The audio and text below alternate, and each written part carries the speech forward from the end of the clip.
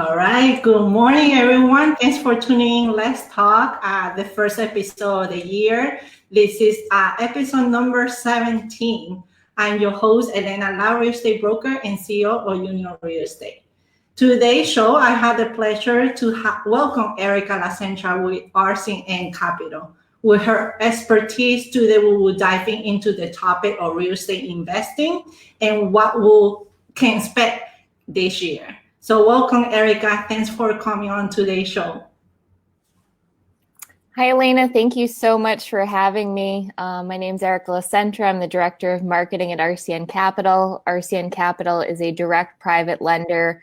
We lend nationwide and specialize in short-term fix and flip loans as well as long-term rental loans for real estate investors. Well, thank you so much for your introduction. So why don't we dive in directly to the topic? So of course, when we talk about real estate investing, we cannot omit talking about the rental market and the income properties. And because of the pandemic and recent political situations, the rental market in major cities are struggling. Some investors have stopped their investment. So I would like to see, how do you see this market performing moving forward?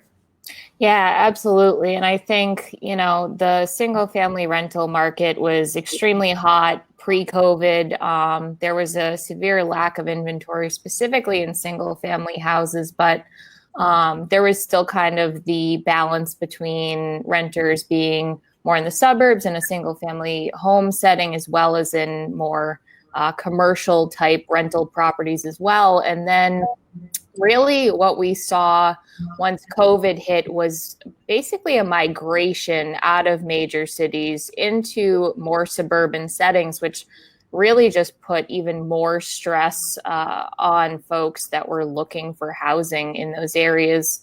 I will say, as kind of 2020 went on, we never really saw any sort of increase in inventory. And to your point, too, a lot of rental investors, specifically in larger cities, were struggling because they were not able to get either renters in, maintain leases, or they were dealing with forbearance issues. So, kind of going into 2021, we're still seeing that people are staying within that suburban setting.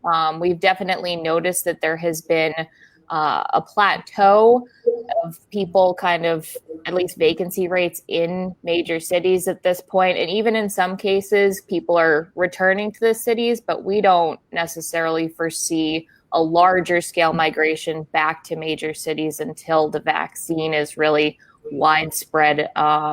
So another thing that we're seeing too is, so many people have realized that they're able to do their jobs remotely, where we're not entirely sure how that's going to affect people going back into cities because they don't necessarily need to be located where their job is anymore. I think a lot of the growth that we saw in secondary and tertiary markets and that move to suburban markets I don't see that reversing anytime soon. It's really going to be more how much do we see people returning to urban centers and to major cities, and how will that kind of affect investors going forward? I think it's going to cause a lot greater affordability in a lot more cities, just because, people have realized that they don't need to be located in urban centers. They can work remotely. So we'll kind of see how that continues to play out. But I think COVID really just up trends that we were already seeing before the pandemic hit, just to a larger scale. And some of the growth we saw in major cities had kind of reversed that, which was interesting to see. Very true. So where do you see what markets that has some potential for growth? So like I said, like a lot of secondary and tertiary markets are where we're seeing the most growth. I would say down south and probably the Midwest is where we're seeing a lot of our opportunities, specifically in rental markets. Ohio, the Columbus area, Dayton are extremely high amounts of activity there. Indianapolis, down south, we're seeing places like Nashville, Tennessee, Memphis, Tennessee.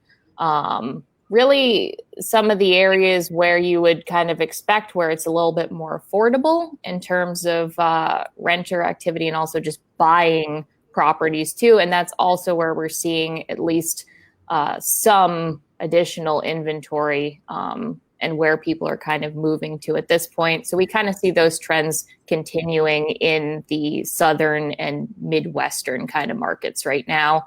You know, West Coast was very hot prior to the pandemic, and we're kind of seeing that cool down a little bit because there's just not a lot of opportunity for affordable properties there. Same thing with kind of the East Coast, New York, Boston. Again, that migration to the suburbs and also the price points that we were seeing.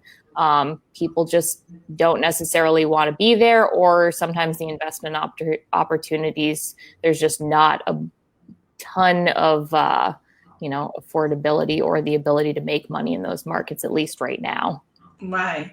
So with the pool investor that you have, RCN Capital, do you see a decrease on the number of investors for income property, given that the interest rate are nearly record low? Do you see that the renters are heading into more home ownership? So that's a really interesting point. Our kind of levels of investors coming in and requesting loans from us has actually increased. And I think a lot of that kind of goes back to the lack of housing supply. With record lows in mortgage rates, it's actually made kind of an affordability issue happen where price points have gone up significantly, and first-time home buyers are really having, a problem just finding properties that they can, potentially look at to buy. A lot of investors are kind of hedging their bets at this point and saying, okay, I'm going to scoop up these rental properties, and people will still have an easier time renting or leasing for, a year or so. Than trying to take on the process that is finding and buying a home, especially for first-time home buyers. Mm-hmm. Plus, there's kind of the uncertainty too with the pandemic. Like I said, a lot of people shifted out of major cities into the suburbs, and it's hard to say if people will need to go back, if they will have the ability to stay where they are. So a lot of people are still considering leasing or renting for the time being until there's a little bit more certainty right now. So we're still seeing high investor activity, even with, those historically low mortgage rates. Interesting. How about in the fix and flip sector? So we've definitely seen our investors move more to a model of buy, fix, and hold versus buy, fix, and sell. Again, it's to really accommodate the increase that we're seeing in rental demand. I will say, though, even though there has been a decrease in flip activity for our investors, we're definitely seeing a higher return on investment for folks, and probably a shorter time between projects too, because they're able to find properties maybe that, need minimal repairs before they're able to be rented. So I think there's a great opportunity for folks that are looking to buy, fix, and hold. It's just, again, being able to find those properties in the market. But I think especially as we go into 2021, we kind of anticipate fix and flip activity to pick up again, especially when there's more stability, because I'm just going to keep saying it, the lack of people need houses to purchase, and if it makes sense financially to buy, fix, and sell again and get that profit, that's kind of where we see things going. That's very true. So, like you mentioned about the new trend, right? Where like people are looking for larger spaces because we're working, we're homeschooling, and all these factors. Do you see that the investors are also migrating to more of the suburbs and looking in those areas? Yeah, absolutely. I mean, people are definitely looking for properties that have additional space to, work from home comfortably, have their kids home with them and be homeschooled comfortably, have a yard and even just space between them and their neighbors. So we're definitely seeing that migration. And I think, you know, even once the vaccine is more widely rolled out and people may want to return to a more city setting or urban setting, I think renters' demands and even owners' demands are going to change because, you know, they got so used to living in a larger space. Maybe a tiny little apartment in Boston or New York's just not going to cut it for their needs anymore, especially when they've seen that they can successfully work remotely. So it's definitely going to cause a shift, I think, in what is going to be required to have a comfortable, you know, rental available for folks in the future. Yeah, definitely. What I have been seeing in the market is that this pandemic has just shaken all the different trends that we have. I have buyers that were not thinking of even buying or selling, moving to another place. Just because of the pandemic, it triggered them to just like add, I guess, sooner than they expected to move. Definitely. And we're also seeing just trends where, you know, it's definitely a seller's market at this point. So, I mean, if people had even had an inkling maybe of putting their home on the market and or making a change in their location, it definitely, you know, sped up that effort where people are seeing, okay, I don't have to wait. I can, you know, put my house on the market, make a really decent profit, and it doesn't necessarily matter how close I am to my job anymore. I can do things successfully remotely. So it's been an interesting shift. And again, I definitely think that's going to impact, you know, the way people think about their living space, where they're living, even after the pandemic is successfully gone. Yeah, definitely. I've been monitoring the market. So what we're seeing is like in the multifamily, we had inventory of 1 to 3 months. So definitely a seller's market. Single family and is at least less than a month of inventory. So for those that are looking to sell, I think it's a great time in order to get top dollar. For Absolutely. sure. And I mean, values just continue to rise. So I mean, I don't think that's going to stop anytime soon. So definitely going to continue to be a seller's market for a significant period of time. So in general, like what other predictions do you have for 2021? So, I mean, I think the biggest thing, again, is being able to increase inventory. One of the areas that we're focusing on heavily and just kind of watching as we go into 2021 is the new construction sector. There is a significant demand for new construction, specifically just building rental homes, really in the suburbs. So I think that's definitely going to be an area that's going to explode in 2021, which would be great to see. As I mentioned, we don't necessarily see people moving out of the suburbs in great numbers. So it can potentially be a really good time for investors to purchase properties in major cities. I think there's going to be greater affordability in those areas.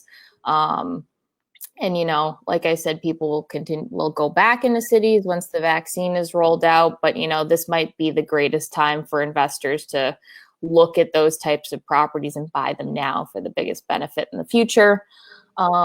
I know one of the other areas that we typically get a lot of questions about are once forbearance is basically removed, will there be a huge increase of foreclosures that are flooding the market? Mm-hmm. That's really hard to say. I know it's going to be ending or supposed to be ending soon, but I think like it's probably going to be extended. So I don't necessarily see anything affecting kind of inventory in that respect or foreclosures until potentially the second half of this year. Even then, people have so much equity in their homes now where we're definitely not going to see a situation like the last financial crisis.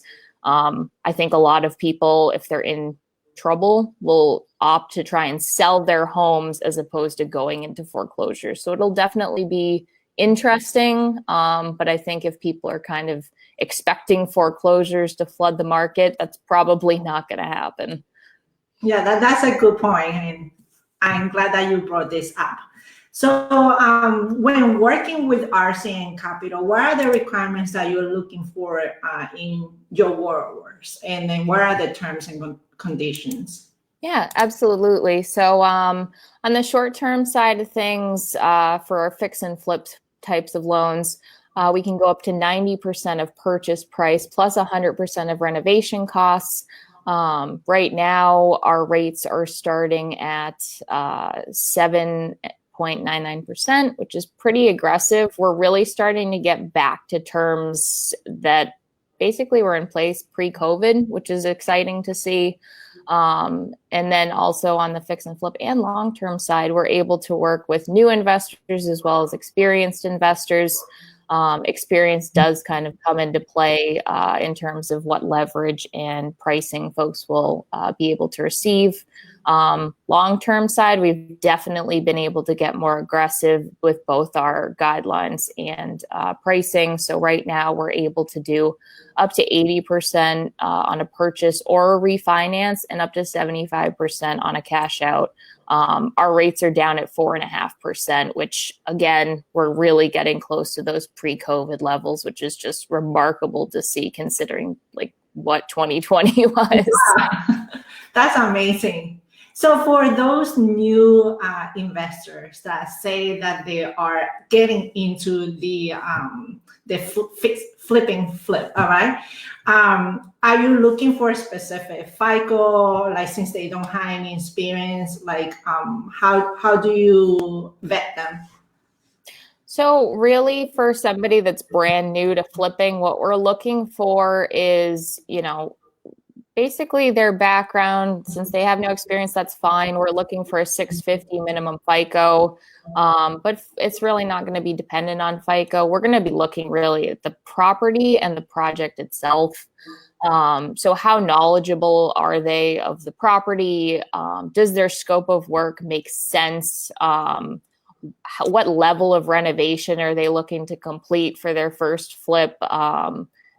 We want to make sure that these folks are not getting in over their heads or potentially taking on a renovation project that they're just frankly not prepared for as a first-time investor.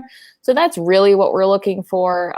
That being said, though, too, for those first-time flippers that want to take on more ambitious projects, if they're able to bring in a partner that has a level of experience, that always helps. But, we're willing to kind of look at every potential opportunity as long as the scenario itself and the property make a lot of sense. There's really no issue working with a first-time investor. That's good. I have some clients and then they always bring me that questions like, how can I start? So I'm glad that you brought up those tips. Yeah, absolutely. And like I said, we're not looking at FICO. It's really, does the project make sense? Will that first-time investor get in over their head? And in cases where we kind of see some of those potential red flags, do they have a partner that has some experience in the space that they can bring in? That will definitely give us a greater comfort level. And also, we just want to make sure that we never want to lend on a property or to an investor where we think the project is going to not give them a return on their investment or they're going to get into trouble. So those are all things we're going to be looking for. And then we're also going to be coaching those investors basically as we go through the origination process and pointing out kind of, hey, here's where you may run into trouble. What can we do to kind of mitigate that risk so that you don't? Well, that's a great point, right? Like when say that an investor just putting all in cash, they don't have that level or another level of, I guess, another set of eyes, right? And then like what working with RCN is that like you come with another level of expertise by overseeing like whether the project is going to work or if it's profitable at all for both parties that are involved. Exactly. And kind of looking at, do they have that cushion? Typically it's going to be a monetary cushion for any potential issues they run into in the project. And like I said, too, do they have a clear understanding? here's what project costs are. Have they built in a contingency to say, okay, I also have some money set aside if we do run into issues? Like, those are the things we're really looking for to see if the investor kind of understands the entire scope of the project before we move forward. Great things. So we are starting getting a question from our Facebook audience. So this question is for you, Erica. Since RCN is a nationwide lender, which states specifically has RCN seen a significant increase in the fix and flip business in the past 6 months? So definitely, I would say Midwestern states are really where we're seeing a massive influx in fix and flip business because, you know, properties are reasonably priced. People can buy them at a, you know, lower price point, put in a decent amount of work and see a significant return on investment. So I know I mentioned the Columbus, Ohio area, Dayton, Ohio, Indianapolis, Tennessee. So those Midwestern and Southern states where people are able to buy low and sell high, basically, is what we're looking for. So that's where we've seen the greatest increase, where previously, you know, there were kind of the areas outside of major cities where a lot of fix and flip activity were happening.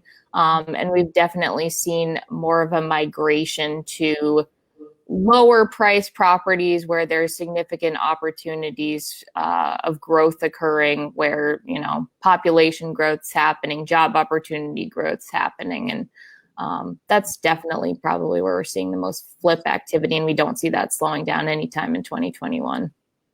Awesome. So there's another question from Martin. Is RCN financing commercial real estate projects, or are they only financing residential real estate projects? So right now we are not financing kind of true commercial properties, so office spaces, storage spaces, that sort of thing. We do have programs for multifamily properties, so 5+ unit apartment buildings. We're hoping to roll out a long-term program as well for multifamily properties, which should be hopefully rolled out in Q1, Q2 of this year, which will be a huge benefit for investors. But the commercial space, I think, took probably the hardest hit in 2020. We had really gotten out of the commercial property space several years ago. And especially now, we don't necessarily see any plans to return to that segment anytime soon. Definitely. So we are near the end of the time of this episode. So Erica, do you have any final thoughts, comment that you want to share to our audience?